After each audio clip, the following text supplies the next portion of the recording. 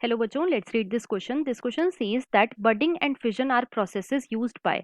तो बेसिकली इस क्वेश्चन में हमसे पूछा गया है कि बडिंग और फिजन कौन से ऑर्गेनिजम्स में होता है। Option A dioecious species, option B hermaphrodite organisms, option C monoecious species and option D asexually reproducing species. अब अगर इस क्वेश्चन के मैं की कॉन्सेप्ट की बात करूं तो इस क्वेश्चन का जो की कॉन्सेप्ट है वो है बच्चों asexual reproduction. Let me right it over here. It is asexual reproduction. अब सबसे पहले तो देखो जो एसेक्सुअल रिप्रोडक्शन होता है ये क्या होता है। तो बच्चों एसेक्सुअल रिप्रोडक्शन एक ऐसा रिप्रोडक्शन होता है जिसके अंदर गैमीट्स का फ्यूजन नहीं होता, जिसके अंदर जो गैमीट्स हैं ये आपस में फ्यूज नहीं करते। राइट, अब क्वेश्चन में हमसे बात करी गई है अबाउट बडिंग एंड फिजन। तो सबसे पहले हम बात करेंगे अबाउट बडिंग। बडिंग क्या है? ये एक टाइप का एसेक्सुअल रिप्रोडक्शन होता है और इसके अंदर क्या होता है कि जो पेरेंट बॉडी होती है बच्चों, इस पेरेंट बॉडी के अंदर एक स्पेसिफिक साइट पे रिपीटेड डिवीजन होने की वजह से एक आउटग्रोथ फॉर्म हो जाती है, जिसे हम क्या बोलते हैं? जिसे हम बोलते हैं बड। और फिर ये जो बड होती है जब भी ये मैच्योर हो जाती है तो बच्चों ये डीअटैच हो जाती है पेरेंट बॉडी से और न्यू इंडिविजुअल फॉर्म कर लेती है। राइट, बडिंग का एग्जाम्पल क्या है? बडिंग का एग्जाम्पल है बच्चों Hydra. It is Hydra. Next हम बात करेंगे about fission. Next we will talk about fission. तो फिजन क्या है? फिजन भी एक टाइप का एसेक्सुअल रिप्रोडक्शन है और फिजन जो है ये मेनली दो टाइप के होते हैं। एक होता है बच्चों binary fission, first is binary fission, और दूसरा होता है बच्चों multiple fission, second is multiple fission. अब बाइनरी फिजन के अंदर क्या होता है? तो जो बाइनरी फिजन है इसके अंदर जो बच्चों पेरेंट की बॉडी होती है ये डिवाइड हो जाती है दो डॉटर सेल्स के अंदर।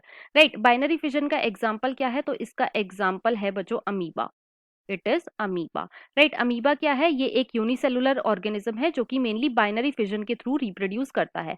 नेक्स्ट मल्टीपल फिजन में क्या होता है? इसके अंदर बच्चों जो पेरेंट की बॉडी होती है उस पेरेंट बॉडी का जो न्यूक्लियस होता है, इस न्यूक्लियस में रिपीटेड डिवीजन होते हैं, जिसकी वजह से क्या होता है? जिसकी वजह से बहुत सारे न्यूक्लियाई जो है ये फॉर्म हो जाते हैं और फिर ये जो न्यूक्लियाई होते हैं ये बच्चों साइटोप्लाज्म के साथ मिलके एक नई मेम्ब्रेन बना लेते हैं और डिफरेंट सेल की तरह एक्ट करते हैं। और मल्टीपल फिजन का एग्जाम्पल क्या है? तो बच्चों इसका एग्जाम्पल है Plasmodium. It is Plasmodium. Right, तो जो बडिंग और फिजन है ये किन के अंदर होता है? ये होता है बच्चों एसेक्सुअली रिप्रोड्यूसिंग स्पीशीज में। अब क्वेश्चन में हमसे यही पूछा गया था तो इसके अकॉर्डिंग जो हमारा मोस्ट अप्रोप्रिएट ऑप्शन है वो है बच्चों option number D. Option A में हमें गिवन है डायोशियस स्पीशीज, तो बच्चों ये इनकरेक्ट हो जाएगा। डायोशियस स्पीशीज वो स्पीशीज होती है जिनके अंदर मेल और जो फीमेल है ये बच्चों डिफरेंट इंडिविजुअल में प्रेजेंट होते हैं। राइट, और ये बेसिकली क्या शो करते हैं? ये शो करते हैं सेक्सुअल रिप्रोडक्शन। बी में हमें गिवन है हर्मोफ्रोडाइट ऑर्गेनिज्म, तो ये भी इनकरेक्ट हो जाएगा। हर्मोफ्रोडाइट ऑर्गेनिज्म में क्या होता है कि जो मेल और फीमेल रिप्रोडक्टिव स्ट्रक्चर होते हैं ये एक ही ऑर्गेनिज्म में प्रेजेंट होते हैं और बेसिकली जो हर्मोफ्रोडाइट ऑर्गेनिज्म है ये क्या करते हैं? ये करते हैं बच्चों सेल्फ फर्टिलाइजेशन।